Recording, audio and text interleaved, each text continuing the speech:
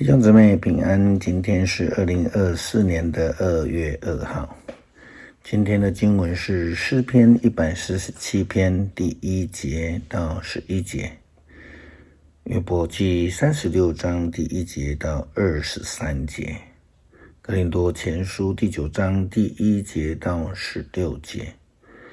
今天要跟大家分享的主题是使徒的权利。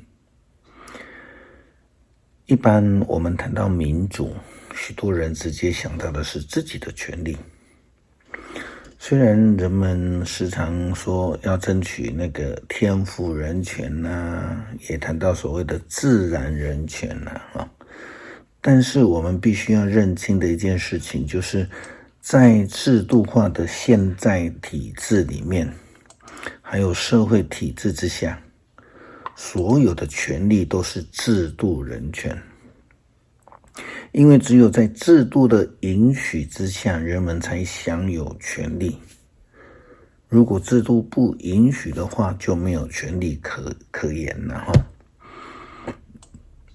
而且这个权利可以是有大的，也有小的，甚至有跟没有。但是权利呢，另外有一个相对的就是义务。这个部分呢，很少人在提及或是争取了约伯是一个圣经当中的悲剧人物，在他的朋友跟他的对话当中，有许多的讨论，谈到人的权利问题，似乎是说上帝应该要如何做啦，可以要怎么做啦，就如同今天的经文约伯记36章第1节到23节。约伯的朋友以利户他所说的话，好像他很有权利可以来替上帝说话，或是说他很有能力来证明上帝的作为是对的。这听起来是怪怪的以利户继续说，请你耐心听我解释，我还要替上帝说一些话，我所知道的范围很广，我要说明我的创造主公正，我所说的话真实无伪，你会看出在你的面前有一个真有智慧的人。上帝的全能，上帝的智慧需要被人来证明吗？虽然人都有权利说话，但却不一定有权利可以越权。我们继续看以利户的话，他这样说：上帝多么强大，但他不轻视人，他没有不明白的事，他不容许罪人活着，他替穷苦人伸张正义，他保护正直人，他让他们向君王统治，永受尊敬。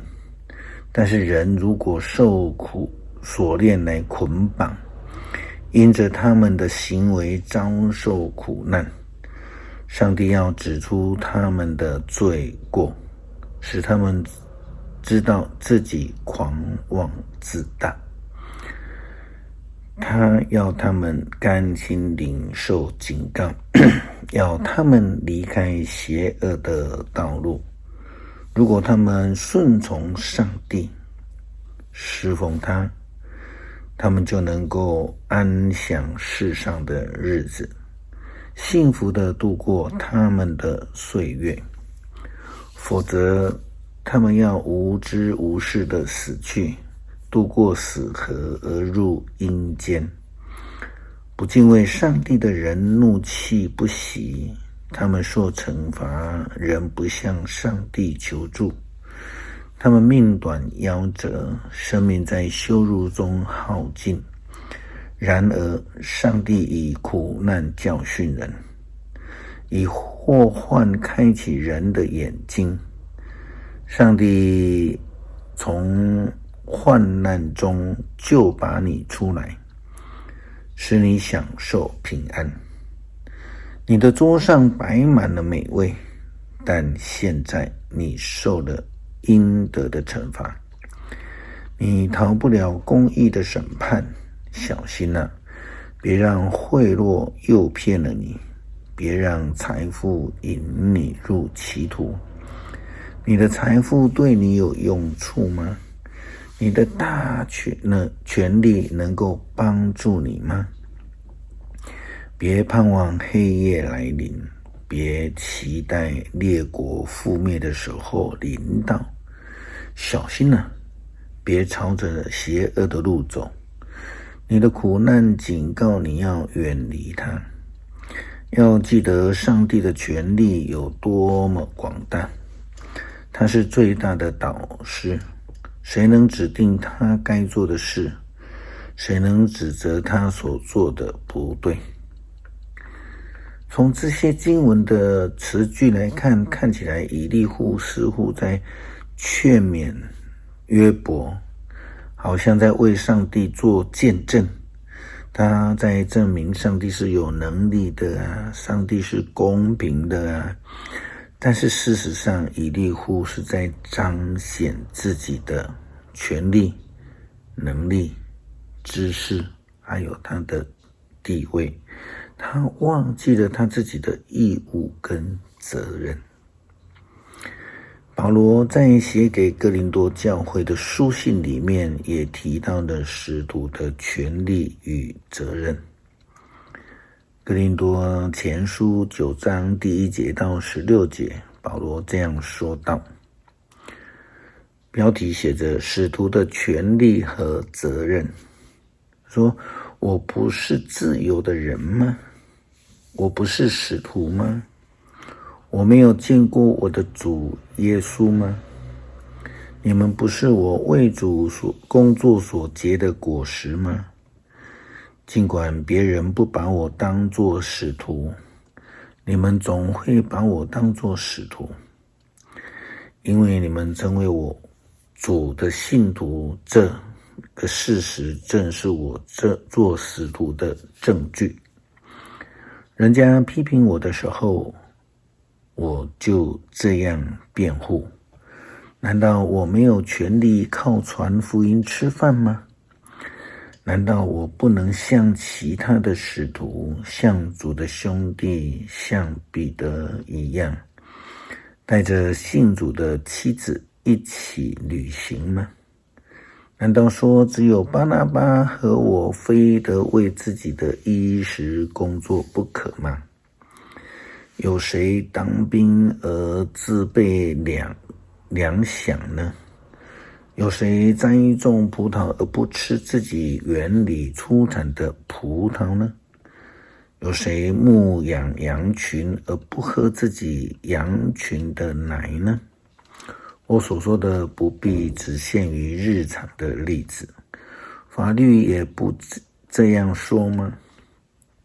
摩西的法律规定，牛正在踹骨的时候不可拢住它的嘴。上帝所关心的难道是牛吗？他说这话不就是为着我们说的吗？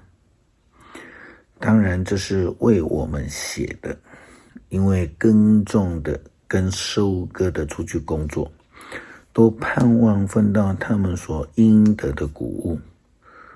我们在你们当中撒了属灵的种子，就算从你们得到物质上的供给，这算过分吗？如果别人有权利这样期待你们，我们不是更有这样的权利吗？但是我们从来没有利用过这样的权利，反而忍受一切，免得基督的福音受到阻碍。你们当然知道，在圣殿里供职的人从圣殿得到食物，在祭坛边侍候的人也分别到坛上的祭物。同样，主也这样吩咐，凡是从传福音的人都应该依靠传福音维持生活。但是我并没有利用过这些权利。我现在写这些也不是为着争取这种权利，我宁死也不愿使我所夸耀的落空。我没有理由为着传福音而夸口，我不过是奉命去传的，我不传福音就有祸了。使徒们的权利是要执守上帝所赐的责任，这是基督徒信仰的认知。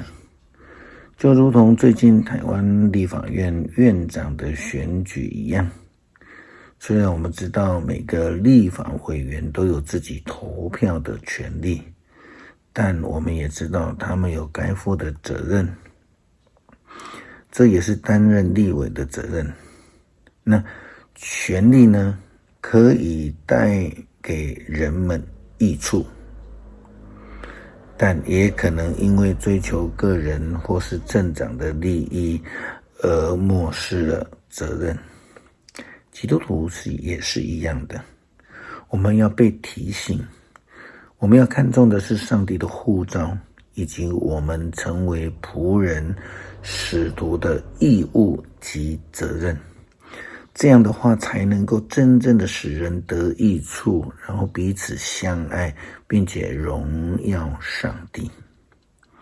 诗篇147篇第1节到11节，颂赞全能的上帝，要赞美上帝，歌唱颂赞我们的上帝是多么的美善，赞美是多么的愉快，多么合宜。上主重建耶路撒冷，他招聚流亡的以色列人归来，他医治忧伤的人，包扎他们的伤口，他制定了星辰的数目，他一一替他们起名。我们的主伟大全能，他的智慧无法衡量，他提拔卑微的人，把邪恶的人击倒地上。要唱歌感谢上主，要弹竖琴颂赞我们的上帝。他布云遮蔽高天，他降雨滋润大地，使草生长在山上。他把食物供给兽类，喂养啼叫的小乌鸦。他不喜欢高头骏马，他不中意勇猛的战士，但他喜爱敬畏他的人，喜欢信靠他慈爱的人。恳求上帝帮助我们时常的回到起初的爱心，起初蒙召的信心，不只顾着权利，要看重我们的责任来容神益人。祷告奉主耶稣基督圣名求，阿们。